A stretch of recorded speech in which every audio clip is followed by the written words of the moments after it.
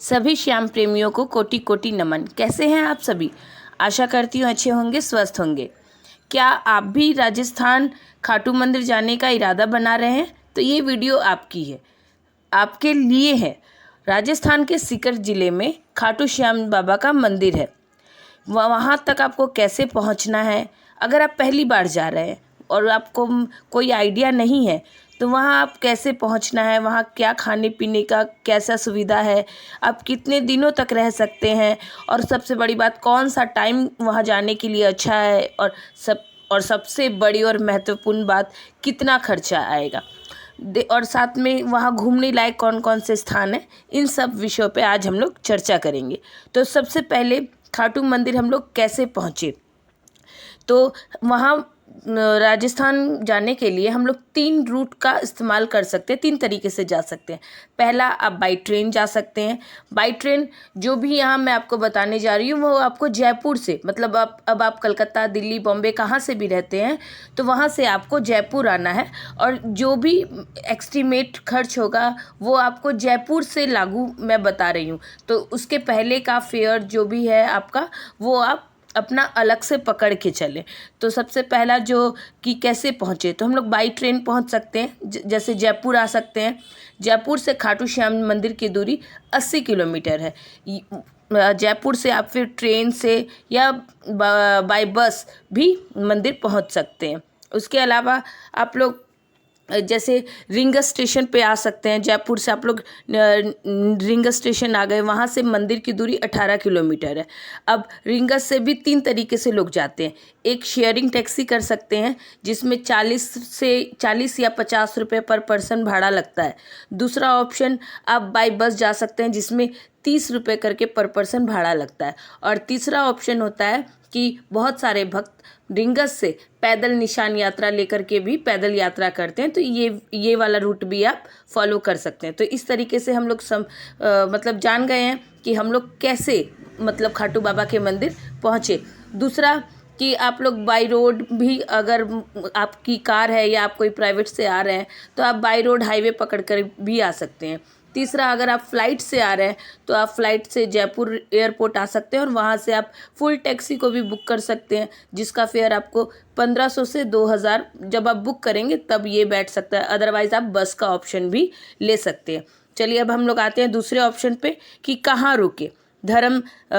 आपको बाबा के मंदिर के सामने ही बहुत सारी धर्मशालाएं हैं, होटल है, जो आपको वहाँ पे एसी नॉन एसी सब तरीके की रूम की सुविधा है। अगर आप नॉन एसी रूम लेते हैं तो आपको 1000 के अंदर में ही हो जाएगा, 400-500 रुपया करके वहाँ आपको रूम मिल जाएगा। और लेकिन अगर आप एसी के रूम के लेने के लिए सोच रहे हैं तो उसके लिए आपको 1500 मतलब 1000 रुपये के ऊपर आपको इन्वेस्ट करना होगा। और देखिए सबसे बड़ी बात कि आप जितना खर्च करेंगे, आप जितने कैपेबल है उस हिसाब से भी आप अपने लिए रूम का आप धर्मशाला में भी चयन कर सकते हैं या फिर आप होटल्स में भी रुक सकते हैं।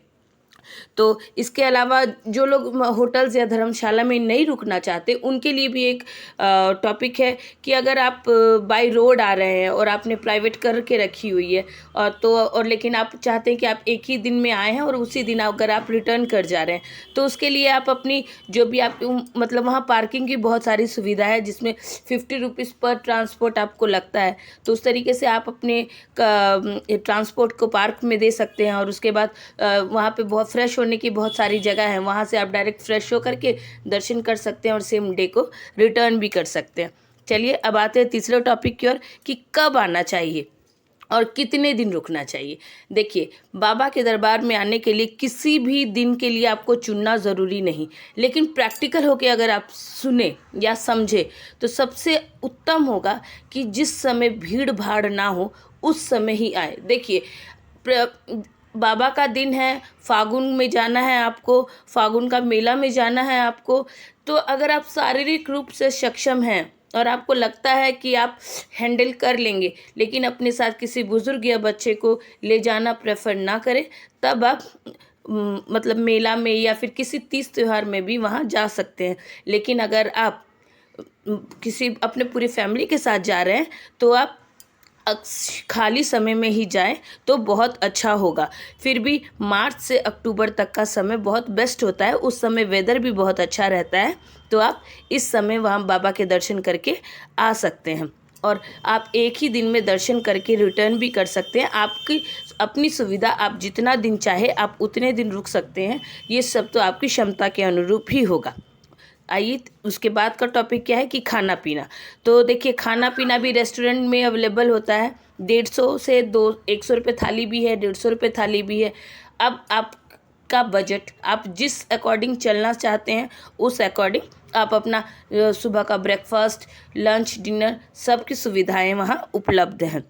दर्शन करने के लिए जब आप फ्रेश हो गए, अब आप बाबा के दर्शन करने के लिए जा रहे हैं, तो वहाँ स्टार्ट से ही, प्रवेश द्वार से ही आपको प्रसादों की लाइनें लग जाती हैं। वहाँ पे बाबा को गुलाब और इत्र अत्यधिक पसंदीदा है, तो लोग वो चढ़ाना भी चाहते हैं कि बाबा को प्रसाद और इत्र चढ़ाएं।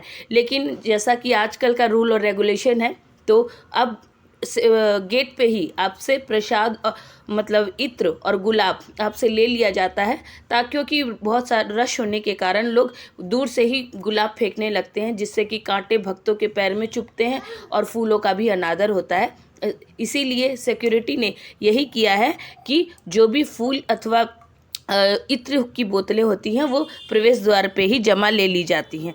तो इस तरीके से हम लोग बाबा के दर्शन के लिए आगे बढ़ सकते हैं।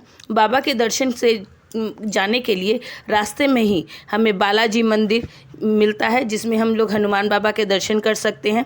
चिंताहरणी गायत्री माता का मंदिर मिलता है, जहां हम लोग गायत्री माता के दर्शन करते हैं। इसमें एक छोटा खाटू श्याम मंदिर भी है, जहां भी हम लोग बाबा के दर्शन कर सकते हैं। इसके अलावा प्राचीन श्याम कुंड है, माना जाता है यहीं से बाबा का शिव अवतरित हुआ था, और इसमें स्नान करने से लोगों के सारे कष्ट, दुख, तकलीफ़ों का हरण होता है। और अगर किसी को चर्म रोग है तो उससे भी वो निजात पाता है। और अगर आप भी किसी बीमारी से ग्रस्त है या फिर किसी शारीरिक कष्ट से हैं, तो जब भी आप श्याम कुंड में जाएं तो स्नान अवश्य करें। इससे बाबा आपके सभी दुखों का निवारण करते हैं। तो इस तरीके से आप प्राचीन श्याम कुंड के भी दर्शन कर सकते हैं, वहाँ स्नान भी कर सकते हैं। यहाँ से कुछ दूर पैदल जाने के बाद 10 किलोमीटर के लगभग पैदल चलने के बाद आपको खाटू श्याम मंदिर मिलता है। वहाँ आप लोग पूजा अर्चना करते हैं, अपने बाबा से अपनी मन की फरियाद करते हैं, बाबा के सामने मन्नतें मांगते हैं और अपनी अर्जी दे कर के आते हैं कि और अपने दिल की मुराद मांगते हैं। देखिए, बाबा तो हारे का सहारा है। आप दिल खोल के अपना रख दीजिए बाबा के समक्ष, अपने दिल की जितनी मुराद है वो रख दीजिए। देखिएगा बाबा आपकी तुरंत सुनेंगे और आपके ऊपर रहम बरसाते चलेंगे। तो ऐसी है मेरे खाटू श्याम बाबा की महिमा। तो इस तरीके से टोटल अगर आप एक बजट में लेकर के चलते हैं और से मतलब अपना बजट को ध्यान में रखते हुए सब तरीके से ठीक से चलते हैं, तो आप कम से कम 1500 से 2000 एक जन पे पर डे के हिसाब से आपको खर्च बैठता है। तो इस तरीके से भी, और अगर आपके पास अनलिमिटेड है तो बात ही क्या, आप उस तरीके से दिल खोल के खर्च कीजिए और दिल खोल के बाबा के दरबार में भ्रमण कीजिए। तो इस तरीके से भी आप जयपुर से राजस्थान बाबा के दरबार में अपना अर्जी दे सकते हैं, बाबा के दरबार में अपनी मनोकामनाएं बोल सकते हैं। तो कैसी लगती है आपको मेरी वीडियोस? अगर अच्छी लगती है तो एक कमेंट और एक लाइक और सब्सक्राइब अवश्य करिएगा। देखिए, बाबा हारे के सहारे हैं। बाबा, जब आप सब दरबार से हार करके बाबा के शरण में जाते हैं ना, तो आपको सबसे जो ये बात ना मेरी फीलिंग्स है कि आपको ना कुछ भी मांगने की ना बाबा से कोई ज़रूरत ही नहीं पड़ेगी। आप विश्वास मानिए, आप जब सब कुछ मतलब अपना दिल, अपना मन, अपना सब कुछ से जब आप उनके प्रति समर्पित हो जाते हैं ना, तो जब आप उनके पास जाते हैं तो हाँ, देखिए, परीक्षा कौन भगवान नहीं लेते, परीक्षा तो लेंगे। आखिर आप कितने सच्चे भक्त हैं, आप कितनी कसौटी पे उनके खरे उतरे हैं। तो ये तो प्रभु आपकी एक क्षण भर की प्रतीक्षा लेते हैं।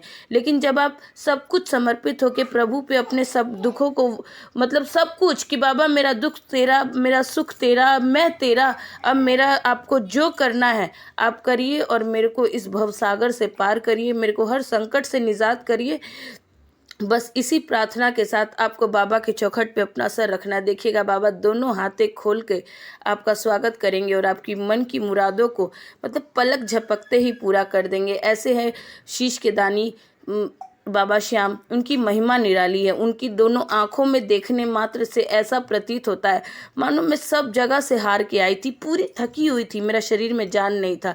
लेकिन जब प्रभु के मुख का दर्शन एक बार हो जाता है ना, तो मानो शरीर में ऊर्जा का संचार हो जाता है, एक नई शक्ति का संचार हो जाता है।